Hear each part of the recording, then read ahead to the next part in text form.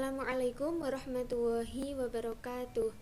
Pada video kali ini kita akan membahas mengenai pencerminan atau refleksi untuk memenuhi tugas pada mata kuliah Geometri Transformasi yang diampu oleh Ibu Kurnia Ahadiah SSI MSI.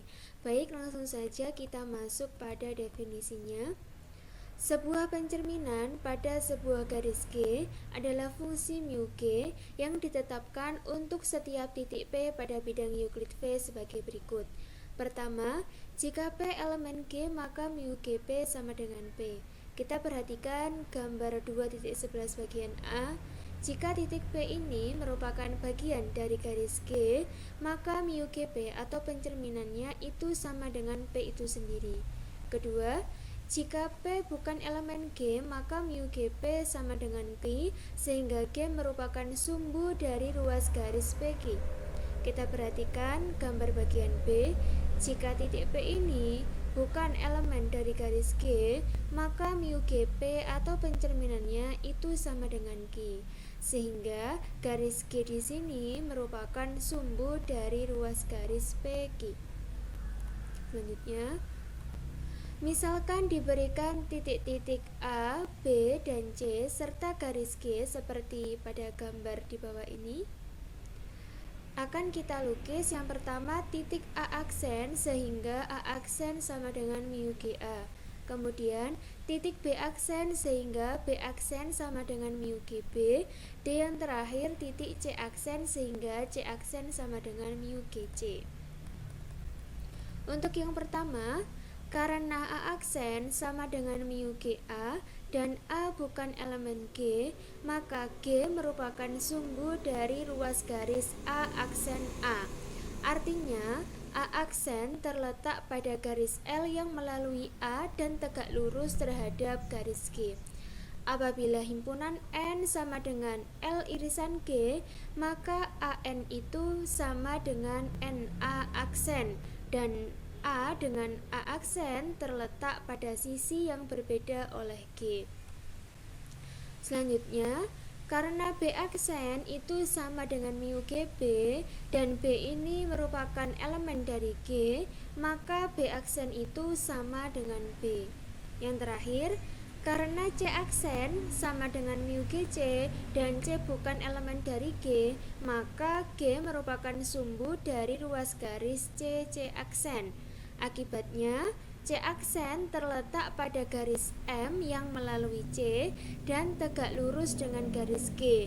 Sehingga jika himpunan M sama dengan M irisan G, maka CM sama dengan MC aksen dan C dengan C aksen terletak pada sisi yang berbeda oleh G. Untuk lukisannya atau pembuktiannya, yang pertama, buat garis L melalui A tegak lurus dengan G.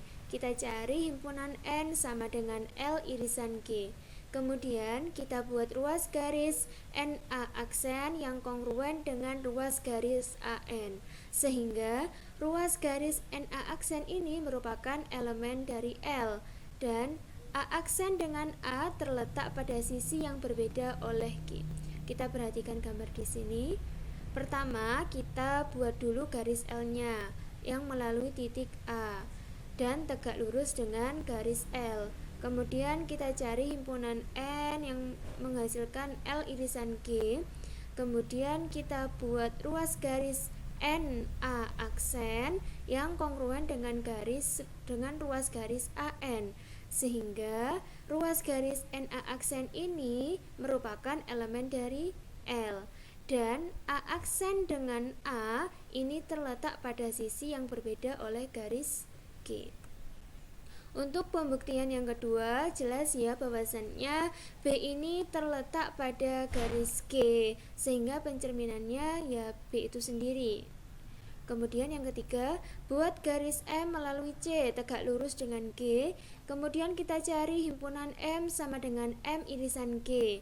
Kemudian kita buat ruas garis MC aksen yang kongruen dengan ruas garis CM, sehingga ruas garis MC aksen ini merupakan subset dari M. dan C aksen dengan C terletak pada sisi yang berbeda oleh G. Nah, kita perhatikan pada garis ini ya. Pertama, kita buat garis M melalui titik C, dan garis ini tegak lurus dengan garis G. Kemudian kita cari himpunan M yang menghasilkan M irisan G. Kemudian kita buat ruas garis MC aksen di sini, MC aksen yang kongruen dengan ruas garis CM. Sehingga ruas garis MC aksen di sini itu merupakan subset dari garis M. Dan titik C aksen dengan C ini terletak pada sisi yang berbeda oleh G. Jelas ya pada gambar ini. Selanjutnya, pencerminan sebagai suatu isometri. Teorema 2.4. Setiap pencerminan pada garis merupakan suatu isometri lawan. Pembuktiannya berdasarkan pengetahuan pada definisi 2.1 dan definisi 2.5, ini pada definisi modul sebelumnya, yaitu pada modul bagian isometri, serta teorema 2.4, teorema di atas ini dapat ditunjukkan melalui 4 tahapan, yaitu yang pertama, pencerminan sebagai suatu transformasi, kedua, pencerminan sebagai suatu transformasi lawan, ketiga, pencerminan sebagai suatu isometri, dan yang terakhir, pencerminan sebagai suatu isometri lawan. Ambil sembarang pencerminan, namakanlah dengan mu G. Pembuktiannya, untuk bagian yang pertama, mu G sebagai suatu transformasi dengan syarat, yaitu yang pertama, mu G itu disebut transformasi jika memenuhi syarat. Yang pertama, mu G suatu fungsi dari V ke V dengan V bidang Euclid. Berdasarkan definisi 2.6, jelas bahwasannya domain dari mu G adalah V, daerah hasil dari mu G juga pada V, sebab apabila kita mengambil X elemen V dan X elemen G atau X bukan elemen G, untuk X elemen G dan mu Gx sama dengan X elemen V. Untuk X bukan elemen G, maka mu Gx itu sama dengan Y, di mana G di sini merupakan sumbu dari ruas garis XY. Artinya, ruas garis XY ini merupakan subset dari V, sehingga Y merupakan elemen dari V. Artinya apa? Artinya, mu G merupakan bidang V juga. Jadi, mu G suatu fungsi dari V ke V. Syarat yang kedua, mu G ini suatu fungsi kepada. Ambil Y elemen V, artinya Y elemen G atau Y bukan elemen G. Untuk Y elemen G, ada prapeta X sama dengan Y, sehingga mu Gx itu sama dengan Y. Untuk yang Y bukan elemen G, ada X elemen V, sehingga G merupakan sumbu dari ruas garis XY. Hal ini berarti bahwa mu Gx itu sama dengan Y. Artinya, Y mempunyai prapeta, yaitu X. Karena setiap Y elemen V selalu mempunyai prapeta anggota V, maka mu G ini merupakan fungsi kepada. Untuk syarat yang ketiga, mu G suatu fungsi satu-satu. Ambil dua titik sebarang A dan B elemen V, sehingga mu GA sama dengan mu GB.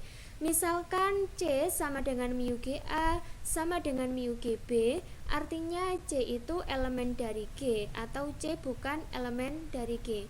Untuk C elemen G, maka ada A dan B elemen G. Akibatnya mu GA itu sama dengan A dan mu GB sama dengan B. Jadi A sama dengan B. Untuk yang C bukan elemen G, G sumbu dari AC dan BC. Akibatnya A itu sama dengan B untuk setiap pasangan A dan juga B yang merupakan elemen dari V. Sehingga mu GA di sini sama dengan mu GB yang mengakibatkan A sama dengan B. Maka dapat diketahui bahwasannya mu G ini merupakan suatu fungsi satu-satu. Nah, Karena mu G suatu fungsi dari V kepada V dan juga satu-satu, maka mu G suatu transformasi. Untuk pembuktian yang B, C, dan D, berdasarkan pengetahuan pada contoh 2.1, kita dapat menyimpulkan bahwa mu G yang ditetapkan seperti pada definisi 2.6 adalah sama. Akibatnya, kita telah menunjukkan bahwa mu G suatu isometri. Kemudian, berdasarkan pengetahuan pada contoh 2.3, kita dapat menyimpulkan bahwa mu G suatu isometri lawan. Lanjut. Untuk selanjutnya yaitu definisi 2.7 yang berbunyi suatu transformasi yang balikannya adalah transformasi itu sendiri disebut suatu involusi. Jadi, suatu transformasi yang inverse atau balikannya adalah transformasi itu sendiri, maka dinamakan sebagai suatu involusi.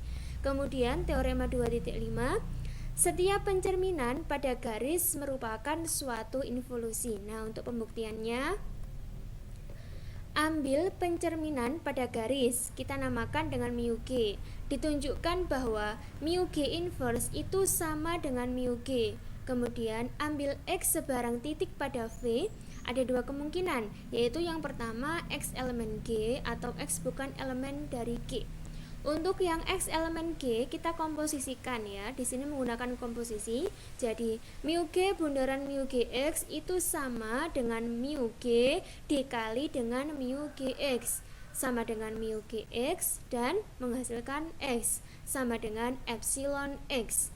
Untuk yang X bukan elemen G, kita misalkan mu Gx itu sama dengan Y. Akibatnya G ini merupakan sumbu dari ruas garis XY. Artinya sama dengan ruas garis G. Sama dengan garis G ya. Sumbu dari ruas garis YX sebab ruas garis XY itu sama dengan ruas garis YX. Jadi mu GY itu sama dengan X. Kita perhatikan pada pembuktian di bawah ini. Di sini menggunakan komposisi mu G bundaran mu Gx sama dengan mu G dikali mu Gx. Nah, di sini kan kita misalkan ya yang tadi mu Gy itu sama dengan X. Nah, jadi mu Gy di sini itu menghasilkan X. Kan mu G dikali mu Gx itu sama dengan mu Gy. Kemudian kita misalkan ya mu Gy itu sama dengan X. Jadinya mu Gy itu sama dengan X sama dengan epsilon X. Jadi mu G bundaran mu Gx itu sama dengan epsilon X untuk setiap X elemen V. Akibatnya apa? Akibatnya mu G bundaran mu G itu sama dengan epsilon. Jadi mu G inverse itu sama dengan mu G. Baik, sekian pembahasan mengenai pencerminan atau refleksi. Apabila ada tutur kata yang salah, saya mohon maaf yang sebesar-besarnya. Sekian dari saya. Wassalamualaikum warahmatullahi wabarakatuh.